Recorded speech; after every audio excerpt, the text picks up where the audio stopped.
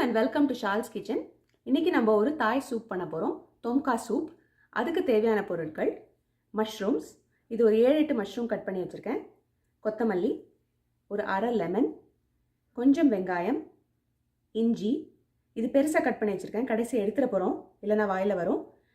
இது பூண்டு, ஒரு 2 பூண்டு பல், பெரிய பூண்டு பல் எடுத்து கட் பண்ணி வச்சுருக்கேன் பொடி பொடியாக.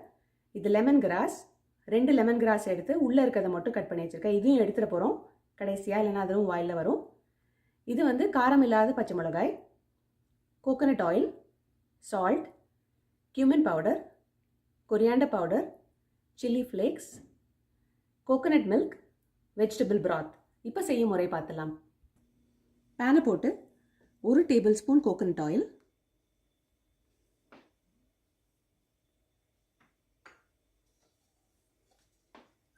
பூண்டு, வெங்காயம், இது ரெண்டும் லேசாக வதங்கி வரட்டும். இஞ்சி, அப்புறம் லெமன் கிராஸ்,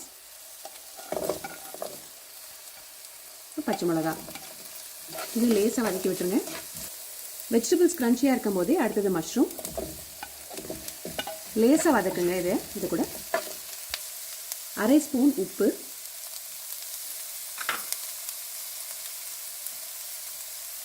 அரை ஸ்பூன் கொத்தமல்லி பொடி,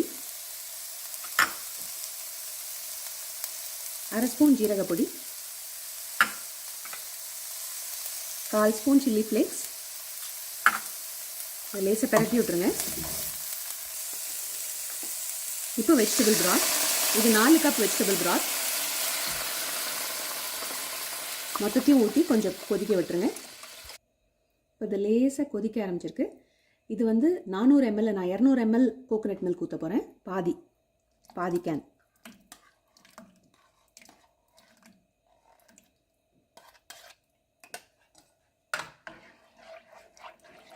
நல்லா கலக்கி விட்டு கொஞ்சம் நேரம் கொதிக்க விடுங்க. இப்போ அரை மூடி லெமன் புழிஞ்சு விட்டுலாம். இதில்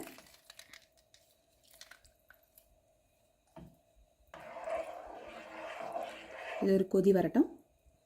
இப்போ மேலாக கொத்தமல்லி தூவி விட்டுடலாம். இன்னும் ஒரு 2 நிமிஷம் விட்டுருங்க, அதுக்கப்புறமா சர்வ் பண்ணிடலாம். அந்த சர்வ் பண்ணுறதுக்கு முன்னாடி நான் சொன்ன மாதிரி அந்த ஜிஞ்சரும் லெமன் கிராஸும் பீசஸ் இருக்கும், அதெல்லாம் எடுத்துருங்க, இல்லைனா அது வாயில் வரும். அவ்வளோதான், ஒரு அருமையான தொம்கா சூப் ரெடி. இதை ஒரு பவுலுக்கு மாற்றிடலாம். அவ்வளோதான், சூப் ரெடி.